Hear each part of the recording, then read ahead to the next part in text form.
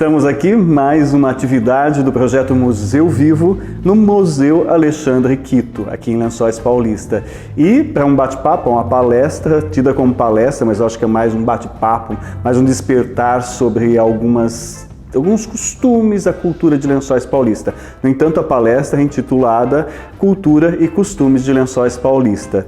E acho que para a gente começar, já que cultura, no último estudo aí do Grupo Escola, eles encontraram 167 definições para cultura. Então nós vamos ter que escolher uma das definições aí para a gente poder iniciar o nosso trabalho, o nosso levantamento sobre lençóis. Então a cultura é tudo aquilo que a gente absorve, que a gente aprende, que a gente convive, que a gente cultiva, seja nas artes, nos costumes, na gastronomia, no convívio social, na relação com o meio ambiente, com as pessoas, com os conhecimentos, com as artes. Então tudo isso juntado, assimilado por um indivíduo, por um grupo, por uma comunidade, torna-se a cultura daquele momento, daquele grupo. Quando a gente diz fulano não tem cultura ou eu não tenho cultura, isso já é um modo cultural de pensar, porque todo mundo tem cultura, todo mundo absorve cultura, realiza e fabrica cultura. Então, durante todo o tempo eu estou consumindo, estou aprendendo com cultura e estou também emitindo a minha cultura. Quando no século XVII, XVIII, um pensamento europeu que se dizia que as pessoas tinham cultura, mas era a cultura no significado de civilizado, de saber conhecer um determinado autor, uma arte, uma cultura erudita, a música erudita, o teatro erudito, a literatura erudita. Então era uma forma de se sobrepor a quem não tivesse esse acúmulo de cultura erudita. Mas aí em contraponto vem a cultura popular. E aí a gente valoriza a cultura popular, que é o conhecimento da oralidade, que é o conhecimento das coisas passadas de pais para filho, dos convívios, da relação com o meio ambiente, com as necessidades de sobrevivência. Então é uma forma meio errônea de se dizer que fulano tem ou não tem cultura. Todos nós temos cultura. Então, dito isso, a gente vai pensar costumes. Costumes é um elemento da cultura, que é alguma coisa que me cria o hábito, que eu repito várias vezes. Tenho uma forma de fazer repetidamente no dia a dia, na minha vida, nas minhas situações, nos meus acompanhamentos. Então isso é um costume. Então o costume é um bracinho ali da cultura. Então quando a gente fala da cultura lençoense, a cultura lençoense é muito vasta, é muito ampla, né? Então a gente vai meio que pensando lá na formação do nosso povo, né? Porque a cultura a gente absorve de uma forma sistemática, né? Que é com convívio, com conviver com as pessoas, com o meio ambiente. Por exemplo, eu faço uma viagem, eu assimilo o gosto gastronômico dessa viagem, eu absorvo o sotaque, a língua, os costumes. Então imagina que Lençóis, ela foi formada, a sua povoação em torno de 1800, 1830, as pessoas vindo para cá num número maior do que o anterior. Quem a gente tinha aqui? A gente tinha aqui os indígenas que caçavam, coletavam nessa região, então era uma terra deles. Aí a gente tem aqueles mineiros que vêm lá do estado de Minas, que antes eram paulistas, que vieram para a região de Minas por conta do ouro, do garimpo e as minas de ouro, mas depois nesse período, quando já acabou, já se esgotou o grande auge do ouro, eles acabam vindo em busca de terras, em busca de uma vida melhor, em busca de um poder econômico, de riqueza. E aí eles vêm, muitos, de Minas para a nossa região, para a formação de lençóis. Muitos a pé, alguns a cavalo, alguns de carroça. Geralmente os mais fortes vinham a pé mesmo. E vinham em grupos de pessoas, porque viajar por esse sertão, por essa boca do sertão, aqui era tida como boca do sertão, porque a oeste era só mata. E era uma viagem perigosa, tinha que enfrentar tantos os salteadores, mas como também os indígenas. Então eles vinham em grupos, em núcleos familiares grandes e se juntavam, não só a família, como nós conhecemos patriarcalmente, a mãe, o pai, os filhos, mas também vinha um amigo, vinha um compadre, vinha um primo, então era um núcleo muito maior para criar força. Eles chegavam aqui, construíam suas casas muito humildes e se formavam aqui. E muitos depois de um tempo também começavam a ter escravos. Então era uma mistura né? Então, quando a gente diz que a cultura, a forma de conseguir, de conhecer, de aprender cultura dessa forma sistemática, quando eles chegam aqui, eles têm que sobreviver de acordo com o que eles têm aqui, que é a natureza. Animais poucos de início, mas aí eles também veem o comportamento do indígena, os costumes do indígena, depois dos escravos. Então tudo isso vai se assimilando e pessoas de formações também vinham muitos fugidos depois de um certo tempo da Guerra do Paraguai. Então fugiam do alistamento e vinham para cá para fazer uma vida aqui longe de ir para a guerra. E então toda essa mistura era uma troca de convivência. E claro que isso era uma forma também de adquirir cultura. Então claro que o jogo, a ideia de Minas, com o paulistano já estava junto nisso, mas também tinha outros que vinham para cá, com o indígena, com o escravo, com as pessoas que já estavam mais tempo aqui. Então isso tudo foi se formando e foi se criando uma forma de viver, uma forma de ser lençoense. Então essa é a forma, a sistemática. E a sistemática é aquela forma que vem através das instituições, das organizações, das leis, né? Então depois de um certo tempo, já com o povoamento, já com algumas casas, já com pessoas tendo terras, já tendo os poceiros se apossado de várias grupos combatendo os indígenas para que eles ficassem mais tranquilos aqui. Então toda essa cultura de combater o indígena, de escravizar o indígena ou de catequizar o indígena era uma forma também de trazê-los para próximos para que eles trabalhassem para as pessoas que estavam aqui. Então essa forma, depois de um tempo, começou a ter leis que se dizia a formação da posse, como é que deveria ser, as escrituras, como é que poderiam ser. Então também tem uma forma aí que vai regrando a forma da posse da terra, das pessoas. Então tudo isso vem de uma forma de cima, também uma forma de se adquirir cultura.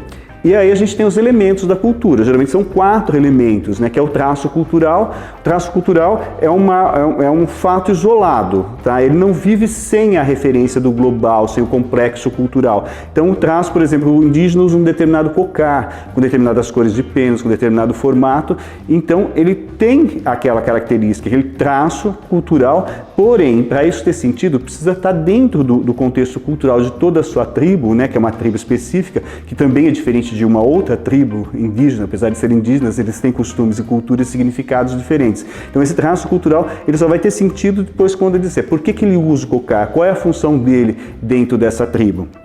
E como eu disse, dentro desse complexo cultural. E claro que o complexo cultural é o sentido que isso tem dentro de toda a tribo. Então os costumes, as habilidades, a forma de viver dessa tribo, os signos que eles têm dessa tribo. Então esse é o complexo cultural. E a área cultural é onde vive esse grupo, essa característica cultural. Por exemplo, o indígena tem a característica porque ele vive na mata. O rap, ele é uma manifestação cultural que vive na periferia.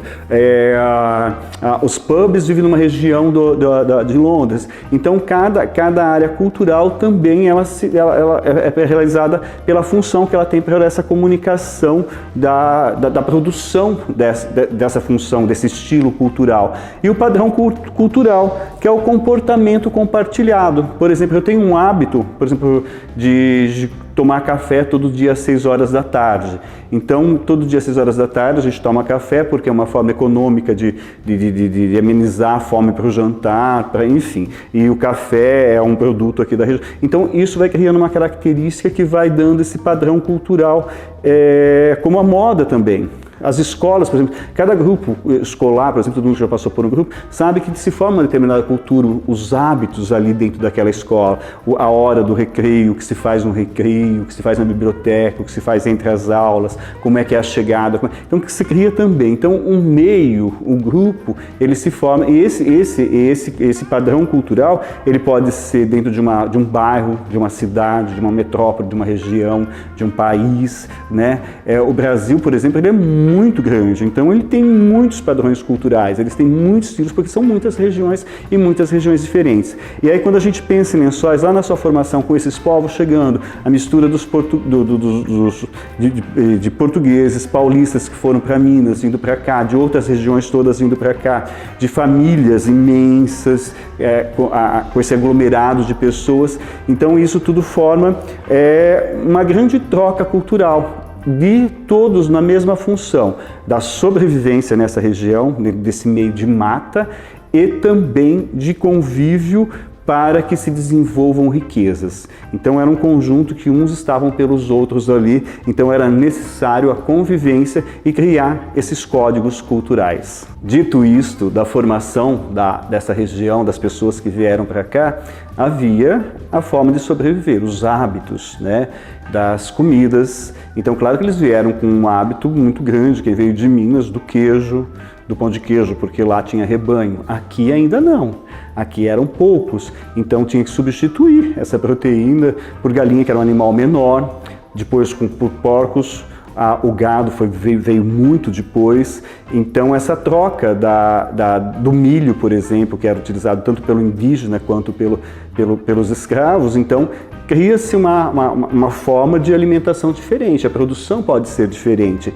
E claro que nessa região, por exemplo, cria-se um hábito do cheiro verde, dos temperos verdes, né, das hortaliças e dos temperos verdes. E pela característica do pessoal que estava aqui, por exemplo, o coentro não faz parte da nossa culinária cotidiana. A gente coloca uma cebolinha, coloca uma salsinha, mas o coentro não está na nossa culinária, nossa gastronomia cotidiana.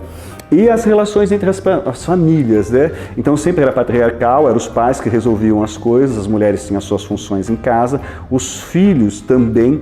Muitos vieram para cá sem as esposas, sem as famílias, depois voltaram, retornaram tudo de novo, depois de ter estabelecido um mínimo de estrutura para trazer a família. E essas relações de casamento se davam a pessoas próximas, primos, amigos, compadres, já tinham um certo conhecimento, pela aproximação, porque eram as pessoas que se conheciam, né? Então era melhor ter pessoas de confiança, né? Então claro que ia rolando, já sabendo-se disso, já acabava rolando uma troca de olhar aqui, uma troca de olhar ali. E depois que eles foram adquirindo ainda mais bens, claro que esse casamento começou a ser arranjado, né? Vamos juntar forças com fulano, com Beltrano, então os nossos filhos nasceram, vão se casar. Então já era pré-estabelecido. E os namoros, claro que eram muito distantes, muitos se conheciam próximo ao casamento, já se casavam e a partir dali tinha que criar uma vida, a mulher ter que produzir filhos, de repente produzir um certo relacionamento. E agora a gente imagina que o diálogo, muitos eram analfabetos. Então quando a gente é analfabeto, tem uma dificuldade maior de vocabulário, de escrita, então a comunicação também fica muito restrita. Então acaba-se tendo uma comunicação mais de contato, de olhar, do que propriamente de palavras. Então não era muita exceção não ter muita manifestação de carinho ou de sentimentos ou disposições, de narrativas nos relacionamentos por conta disso, não se sabia como dizer isso. Então era a função. Então, e os assuntos que aconteciam aqui eram muito poucos de início, né? Era a batalha do índio, era sobreviver, era plantar, era colher. E com o desenvolvimento, isso a gente sabe que os relacionamentos foram se estreitando e claro que o que se cabia do código ético, moral, que se vinha com essa ideia de Portugal e religiosos, a gente sabe que Lençóis foi a padroeira Nossa Senhora da Piedade, que foi a partir da Nossa Senhora da Piedade, da igreja, que até a proclamação da República, ela detinha o poder político também, porque quando você nascia, você era batizado na igreja, seu documento saía da igreja. Quando você se casava, o registro era na igreja. Quando você morria, também você tinha que ter o atestado de óbito e o teu enterro no cemitério, que também pertencia à igreja. Então, a formação religiosa era muito importante, em todos os sentidos, tanto político, tanto social, quanto espiritual. Por quê? A parte documental era exatamente essa, precisava existir perante a igreja. A parte social, as manifestações primeiras de eventos eram religiosas. Então era uma reza nos primeiros oratórios, depois na capela do bairro ou na casa das pessoas. Então era uma forma de você encontrar as pessoas, que do mais era só no trabalho ou de passagem em algum lugar. Então não tinha grandes eventos. Então a igreja ela tinha uma responsabilidade muito grande. E no decorrer das décadas do século, isso foi se fortalecendo cada vez mais. Foram se criando quermesses, O calendário religioso, ele também tem um religioso festivo, né? A Nossa Senhora da Piedade, como estava dizendo, as terras para a formação do município de Lençóis foram doados à Nossa Senhora da Piedade para que a paróquia depois vendesse os terrenos para construir a igreja e ali se fizesse uma vila, e essa vila tivesse para ter autonomia. E a gente pensa assim que essa influência são dos mineiros da Nossa Senhora da Piedade. Geralmente devotavam padroeiro. A Nossa Senhora da Piedade, padroeira de Minas Gerais. Então provavelmente tenha vindo para cá. Depois a gente tem uma ideia do Santo Antônio, que é um santo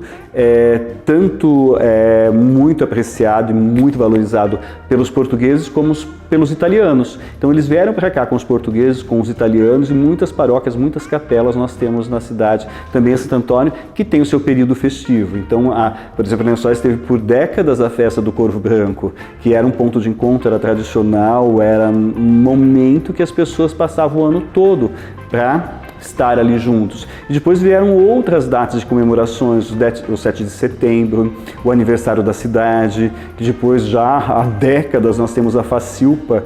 Quem é de Lençóis que nunca foi a Facilpa da região? Então isso se tornou um hábito periódico, é um hábito ir à Facilpa, é um hábito ir à igreja, ir às festas religiosas. Então isso vem de muito tempo, essas comemorações, os desfiles de rua, os desfiles comemorativos. Então esses desfiles eles são descendentes tanto do período pós-república, mas também depois assim, inspirados nas procissões. Então as comemorações elas eram de rua, eram para que as pessoas pudessem se manifestar e se expor e se encontrarem nesses momentos. E a música era muito presente, a gente imagina que de início, nas primeiras formações as músicas eram cantaroladas ainda em casa, eram trazidas tanto pelos escravos, como alguma coisa que se ouvia dos indígenas eram reproduzidos, as cantigas, as modinhas. Então demora-se um tempo até sistematizar os grupos musicais para a gente falar que a gente tinha arte também na cidade. Claro que as primeiras peças de arte, sem dúvida alguma, seriam as imagens de santos que aqui chegavam, né? Porque eram esculpidas geralmente por mineiros, e até a nossa última imagem, ela de um ateliê italiano, que hoje se encontra no santuário. Então, a igreja também era responsável por essa questão da arte, os cânticos, as músicas religiosas, depois elas vão se distorcendo e vão chegando de outras formas, né? A gente pulando aí algumas décadas, a gente já em 1906 é o primeiro registro que nós temos de foto da banda Giuseppe Verdi, que era regida pelo maestro Júlio Ferrari, que é nome de bairro aqui na nossa cidade. Então, o maestro, a primeira corporação musical foi ali a partir dele. Aí a gente tem no final do século XIX também a formação da sociedade italiana, que é a primeira imigração nesse final de século, já vieram 400 italianos para Lençóis. Então aí a gente tem um outro choque cultural, nós temos outros hábitos chegando juntos, né? Então a gente fala assim, minha avó costuma colocar um copo de vinho na sopa para tomar. Era um hábito italiano. Então aí a gente vem com outras características da massa, da farinha, de uma outra produção, do vinho, do cultivo do vinho. Então vem outros hábitos que dentro da culinária, dentro dos costumes. E os italianos, imagina, uma sociedade que não tinha muita gente. A cidade de Lençóis tinha 50 casas naquele período. Tem 80 famílias nessas 400 pessoas. E aí eles vêm carregados de uma necessidade, de uma força de trabalho, e eles foram crescendo e foram se destacando economicamente com a aquisição de terras, através do seu trabalho. E esses italianos criam uma instituição, acho que é a primeira instituição organizada, cultural, que é a Sociedade Italiana, que chegou até a ter uma sede suntuosa, um prédio de destaque, que muitos anos depois foi o Colégio Francisco Garrido, e depois foi agora o CAC, o Centro de Atendimento do Cidadão da Prefeitura. Então esse prédio suntuoso fica ali na rua Anita Garibaldi, ela foi já em 1904 pouquinho, na primeira década, ela já foi formada. Então ali a gente vê que a gente tem um movimento cultural no começo do século XX, com a formação da banda, com a formação da sociedade italiana, que tinha reuniões, bailes, saraus. Então provavelmente alguns músicos já estavam praticando em casa, algumas pessoas já vinham ensinando outras. Então teatro na sociedade italiana, em 1920, a gente já imagina que Lençóis tinha alguns grupos de teatro. O professor Esperança de Oliveira é responsável pela primeira formação de teatro com seus alunos, uma mostra de teatro na sociedade italiana. E também o Esperança de Oliveira, que é o nome do nosso colégio, ele dava aula no grupo escolar, ele começou dando aula particular primeiro, e depois ele também começa a ser um professor meio que de período integral, porque ele ensaiava teatro, ele ensinava o futebol, então ele tentava atender todos os jovens da melhor forma possível, com todas as possibilidades artísticas e culturais que ele podia. Então foi se criando um hábito. Então a arte, a cultura, quando a gente fala de Lençóis em outros locais ou pela região, mesmo no estado, as pessoas têm uma referência de cidade cultural, porque desde o início foi se valorizando. Os italianos vieram com a ideia, nós tivemos na Rocinha com o Mauro Quito, que era foi o pai do Alexandre Quito, com a sua esposa, eles criaram uma cantina lá no começo do século também, do século XX. E ali eles recebiam as pessoas, ali tinham encontros. A banda do Maestro Júlio Vieira também foi formada na Rocinha, também era italiano. Os grupos de teatros foram formados, foram criando corpo. Depois, na década de 40, 50, outros grupos foram surgindo na cidade, criando corpo, fazendo coisas que se via, por exemplo, em São Paulo, o Francisco Garrido, o Quitinho e o seu Alberto Pacola, eles viram uma peça, Feitiço, lá do Valdo Viana Filho, em São Paulo, vieram e quiseram reproduzir aqui. Daí a professora Alina Bósica Nova pegou, já assumiu a direção, então criou-se corpo e foram se fazendo. Nas fazendas, a área rural de Lençóis era muito grande nesse período. Tinha-se mais gente morando na zona rural do que na própria cidade. Então eles tinham muitas vidas próprias. Se hoje a gente vê que quem mora no sítio tem uma condição diferente de quem mora na cidade, quem mora em Lençóis tem uma situação diferente de quem mora em São Paulo, de hábitos, de costumes e tudo mais, a gente imagina aquela época, que era mais difícil. As pessoas iam na cidade num dia específico da semana, ou no sábado, para vir no comércio, para vir na 15. Um hábito que as pessoas têm até hoje. Às vezes falam assim, no sábado eu vou para a cidade, eu vou para o centro. Quem mora num bairro, mora na Rondon, no Caju, vem para o centro da cidade. Nesse período de pandemia é um problema isso, porque as pessoas querem passear no centro da cidade, né? Então eles vinham para a vila, eles vinham as pessoas para se casar, vinham, se juntavam. Às vezes tinha gente que esperava ter filho para vir para a cidade, para já se casar e já batizar o filho, tudo de uma vez. Mas isso ainda um pouquinho no final do século XIX, começo do século XX. Então esses hábitos todos, tanto de namoro, de relacionamento, eles foram se ajustando, foram se transformando, mas muita coisa reflete até hoje nos relacionamentos, a gente estava dizendo lá atrás. Mas mesmo com um código ético, moral, da integridade da moça, de casar-se virgem, mesmo assim acontecia muitas gravidez que tinham que ser escondidas. Crianças eram abandonadas, muitas eram registradas sem o nome do pai, algumas a igreja recolhia, às vezes até da porta da paróquia, da porta de residências, até do mato, e passava para uma pessoa adotar, às vezes era a própria família da criança abandonada, ou uma gravidez indesejada na casa. Por quê? Porque era tudo muito rígido e às vezes os amores aconteciam fora dessa rigidez, que era a condução dessa cultura, que a gente chama dessa cultura sistemática, da identidade, da lei, da forma, do código moral. E na verdade o meio exigia outras coisas, né?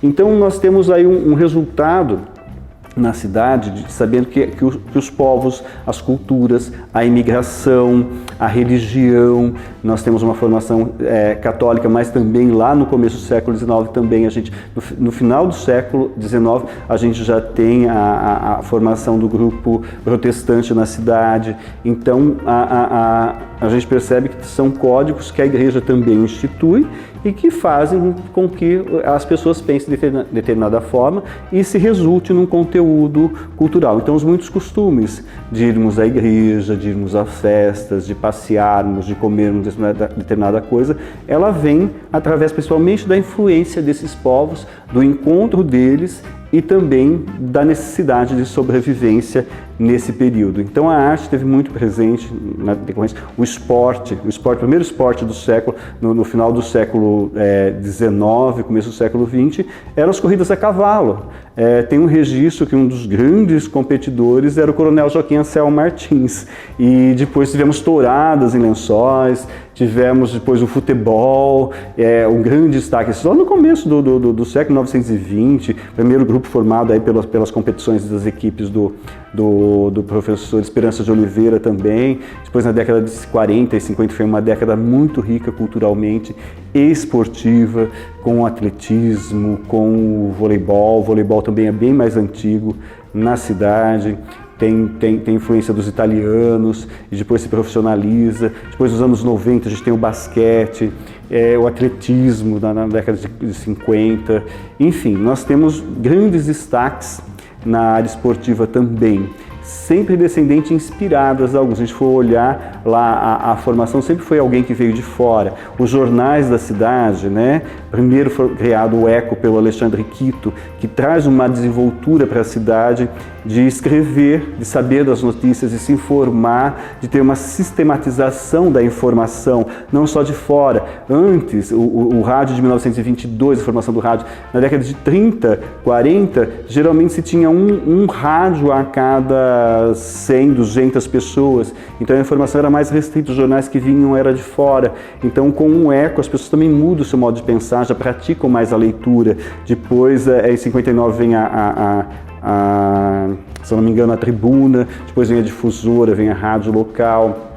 Então, isso tudo vai fazendo os clubes da cidade, a forma de convivência. Então, da sociedade italiana que começa os primeiros bailes, depois a gente tem outros bailes, o Clube do Operário. Na primeiro tivemos o Cine Leal, depois foi o Cine Royal, que também reunia as pessoas para bailes e tudo mais. Então, a gente tem relatos de histórias de muitas pessoas, muitos imigrantes que dançavam, eram sócios da sociedade italiana e iam aos bailes e dançavam, gostavam de dançar e tudo mais. Isso tinha as reuniões na casa. Esse prédio aqui onde nós estamos, que é o Museu Alexandre Quito, diz que acontecia, a família que residia aqui oferecia bailes, inclusive bailes de máscaras ao som de orquestras de violinos, né? Então a gente tinha um pouco dessa sofisticação, mas também a gente tinha aquela divergência de convivência de quem vivia no sítio. As fazendas tinham uma estrutura de venda, de igreja, de campo de futebol, de escola, mas também tinha os operários, os lavradores muito mais pobres, né? Então a gente vê em todas as fotos aqui do Esperança de Oliveira, que é de 1914, pós-república, né? Que eles acreditam que a educação é um desenvolvimento para o país, mesmo tendo lei que era dever do Estado desde 1824, no período imperial, que a educação era para todos, mas isso depois da República realmente foi tendo mais possibilidades. Quando a gente olha os uniformes, os grupos dos alunos do Esperança de Oliveira, a gente percebe que eles têm uma uniformidade mesmo, todos estão arrumadinhos, todos estão bonitinhos, diferente do que acontecia nas escolas isoladas, nas escolas de fazenda. Nós temos uma foto da escola Filomena Briquese Bosco, que todos estão arrumadinhos, com as roupinhas que eram feitas em casa, tudo era feito em casa, né? Mas sapato não dá para fazer em casa. Então as alpargatas, que eram de corda e lona, eram mais raras. Então a gente vê todas as crianças arrumadinhas, de cabelo penteadinhos, porém todas descalças. É uma coisa que a gente já não via no Esperança de Oliveira. Tem um caso de um casal de fazendeiros que não tiveram filhos, ali na primeira metade do século XX, numa fazenda bem expressiva aqui de Lençóis, próximo ao Alfredo Guedes, que eles adotaram uma menina que era de uma família bem humilde, bem pobre. A menina não se adaptou à casa, que tinha banheiro, a casa que tinha mais conforto, e foi a gota d'água quando tentaram obrigar a menina a usar sapatos. Ela não se acostumou e, no entanto, ela não tinha condição. A primeira vez que ela usou sapato, ela teve uma inflamação de unha e teve um problema muito sério. E, no entanto, a menina teve que voltar para a família original, não aceitou o conforto que ela poderia ter. Então, são elementos muito culturais, são costumes que a gente vai desenvolvendo depois. Então, a criança ia ter uma calça comprida, depois de uma certa idade, quando geralmente ela não estava crescendo tanto mais para aproveitar mais a calça. Por enquanto ela era pequena, a bermudinha ia crescendo, tudo bem se fosse diminuindo, né? Enfim, o sapato também era ganho depois de uma certa idade. Mas aí entra toda a questão do vestuário, a questão da educação, a questão do esporte, da cultura, que todos foram inspirados nesses encontros e principalmente no convívio. Cada elemento desse daria uma palestra de horas de fala, daria momentos, e pode dar, eu acredito que possamos, isso daqui eu sou agente cultural, sou diretor de teatro, então é muito gostoso que eu estou falando aqui, estou pensando em todo o comportamental das pessoas, em todos os gestuais que eram impostos, tanto para cerimônias de festas, como cerimônias sociais, como cerimônias religiosas. Então tem um código muito grande de comportamento, que tudo isso pode ser estudado separadamente. Muitas coisas, nós temos aqui em Lençóis um material maravilhoso, tá? Esse livro aqui, escrito pelo professor Edson Fernandes e o Guirado, o Cristiano Guirado, ele é fantástico, ele tem os tópicos, ele inspira, e principalmente as fontes que ele dá para a gente buscar mais. Tem as grandes famílias, cada família vem com uma história de onde veio, então cria-se também um panorama muito interessante. Essa compilação aqui, História de Nossa Gente, Lençóis 150 anos, que foi a compilação das revistas do Alexandre Quito, que foram feitas pelas suas filhas, a Meire e a Terezinha, também é fantástico. E tem as indicações, e tem fotos. E nós temos o livro As Crônicas Lençoenses, do Nelson Failassi, a gente tem outros livros regionais do professor Edson Fernandes, nós temos as revistas 120 anos de Lençóis, Boca do Sertão, Lençóis dos Esportes, que também foram produzidas pelo Alexandre Quito, que são fantásticas. Então são fontes inesgotáveis de possibilidades. Espero que tenha ficado um gostinho de quero mais aqui, espero que tenha sido esclarecedor pelo menos o que a gente conseguiu abordar. Eu fiquei um tanto até muito frustrado porque o tempo é muito curto para a gente falar tanta coisa. Mas valeu, curta, compartilhe se achar interessante e por favor curtam aí a página do museu, a página do Atos e Cenas, da Companhia Atos e Cenas, o Facebook, o YouTube, aciona lá o sininho para acionar quando a gente tiver coisas novas. E imagina você acordar um dia sem saber onde você está. Imagina você acordar um dia e não saber quem você é, né? Essa é a sensação de um povo que não tem memória, que não tem cultura. Então vamos conhecer um pouquinho mais, que é muito interessante. Muito obrigado.